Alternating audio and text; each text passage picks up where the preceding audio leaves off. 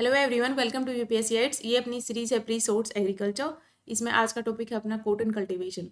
जो cotton cultivation है उसके लिए कौन कौन सी कंडीशंस रिक्वायर्ड होती हैं ये वाला हम डिस्कस करेंगे।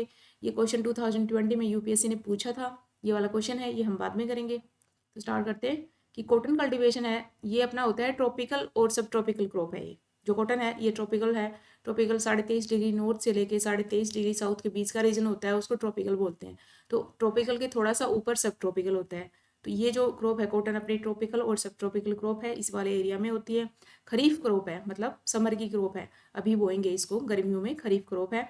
Light well drained black cotton soil चाहिए इसके लिए। जो मोस्टली अपना डेक्कन प्लेट्यू है ना, वहाँ जो ब्लैक सोइल है वहाँ पे, तो और उसको वहाँ पे मोस्टली कॉटन होता है, इसके लिए उस डेक्कन प्लेट्यू वाली जो ब्लैक सोइल है उसको ब्लैक कॉटन सोइल भी बोल देते हैं। और वो वेल ड्रेन्ड सोइल चाहिए इसके लिए। और उसकी जो सॉइल है उसकी वाटर होल्डिंग कैपेसिटी होनी चाहिए जो रिटेन करे मॉइस्चर को। फिर ये हाई टेम्परेचर इसको चाहिए होता है। तो अगर ये खरीफ क्रॉप है, गर्मियों की समर की ना, हाँ मतलब समर की क्रॉप है, तो हाई टेम्परेचर चाहिए इसको 20 से 28 डिग्री तक at least. And bright sunshine for its growth, है ना। और मतलब गर्मियों में है तो ब्राइट सनसाइन तो होती है। क्लियर स्काई चाहिए फ्लावरिंग स्टेज में। जब फूल आ रहे होते हैं कॉटन के उस टाइम पे स्काई बिल्कुल क्लियर होना चाहिए, मतलब कोई क्लाउड्स वगैरह नहीं होने चाहिए। और इसको एटलीस्ट 210 एटलीस्ट 210 दिन इसको फ्रोस्ट फ्री डेज होने चाहिए, है ना। 210 एटलीस्ट फ्रोस्ट फ्री डेज होने चाहिए। हार्ड फ्रोस्ट होता है वो इंजरस होता है कॉटन कल्टीवेशन के लिए, है ना। तो मतलब क्लियर सा स्काई होना चाहिए। और मतलब ज़्यादा बारिश वगैरह नहीं चाहिए इसको, क्योंकि जो फ्लावर होता है वो ख़राब हो जाता है अदरवाइज। तो इसको 210 दिन फ्रोस्ट फ्री डेज चाहिए, है ना। ये 210 दिन भी ऐसे याद रखना है। एंड क्या रिक्वायर्ड होता है, 6 to 8 months टू मेच्योर, है ना। इसको जैसे अभी लोगों ने अपनी लैंड को इक्वल करना स्टार्ट कर दिया है, अभी थोड़े दिन में ही कॉटन को बो देंगे खेत में। उसके बाद ये सितंबर अक्टूबर तक इसका पूरा प्रोसेस चलता है। तो 6 to 8 मंथ मतलब ऐसे चलता रहता है कॉटन का पूरा, स्टार्टिंग से एंड तक। And grown in semi arid areas of country mainly in Deccan plateau.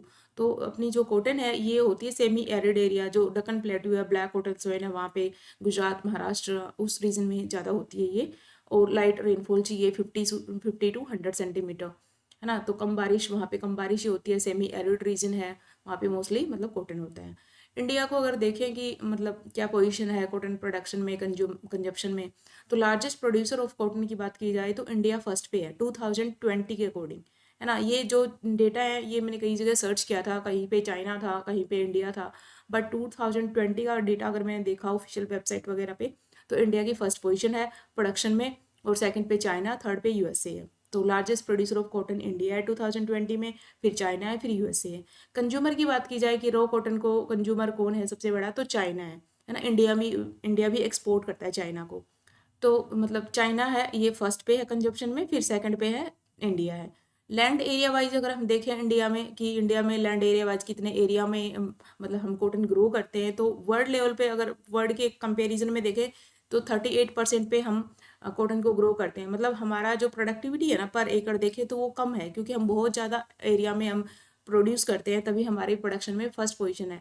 तो मतलब ज़्यादा एरिया में हम बोते हैं, प्रोडक्टिविटी हमारी पर एकड़ कम है कॉटन की। नेक्स्ट अपना है कि जो एग्रो जो जोन्स हैं, मतलब कॉटन के 3 मेन इसके एग्रो एरियाज हैं, है ना। तो नॉर्थ वेस्ट है जो पंजाब हरियाणा नॉर्दर्न राजस्थान वाला एरिया आता है ना। तो ये अपना नॉर्थ वेस्ट वाला ये वाला रीजन है। फिर वेस्ट में अपना आ जाएगा गुजरात है, महाराष्ट्र है, ये वेस्ट वेस्ट वाला रीजन आ जाएगा, प्लेट्यू जो भी है डकन प्लेट्यू वाला। फिर नीचे साउथ में अपना रीजन है तेलंगाना है, आंध्र प्रदेश एंड कर्नाटका, तमिलनाडु, ये वाला रीजन आ जाएगा साउथ में। तो 3 इसके मेजर बेल्ट हैं मतलब cotton growing. Leading producer India में ही बात की जाएगी कौन सा स्टेट है, तो फर्स्ट पे है गुजरात, सेकंड पे है महाराष्ट्र एंड देन थर्ड पे है तेलंगाना। जो कॉटन होती है ये 2 टाइप्स की होती है मोस्टली। शॉर्ट स्टेपल वाली होती है ना। शॉर्ट स्टेपल तो है इंडियन कॉटन। लॉन्ग स्टेपल वाली होती है अमेरिकन कॉटन बोलते हैं इसको। उसको बोलते हैं, इसका नाम दूसरा नाम है नरमा, नरमा भी बोलते हैं। ये लॉन्ग स्टेपल होती है, अमेरिकन कॉटन है। तो ये नॉर्थ वेस्ट वाला जो रीजन है ना, पंजाब हरियाणा, यहाँ पे इरीगेटेड कंडीशन वगैरह में हाई यील्ड होता है यहाँ पे प्रोडक्शन। लो यील्ड है अगर आपने रेनफेड मतलब आपने कॉटन लगाया है तो मतलब यील्ड कम होता है, प्रोडक्टिविटी कम होती है। और अभी जो बीटी कॉटन चल रहा है, अभी जीएम क्रॉप है, बीटी को अलाउ कर दिया है, 2002 से हमने बीटी कॉटन स्टार्ट कर दिया है। अब नेक्स्ट में एचटी बीटी कॉटन भी चल रहा है, अभी महाराष्ट्र में इश्यू था थोड़ा टाइम पहले।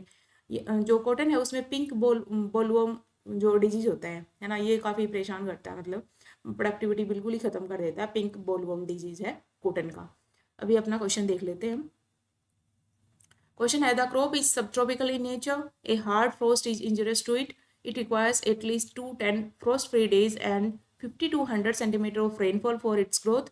A light, well-drained soil capable of retaining moisture is ideally suited for the cultivation of the crop.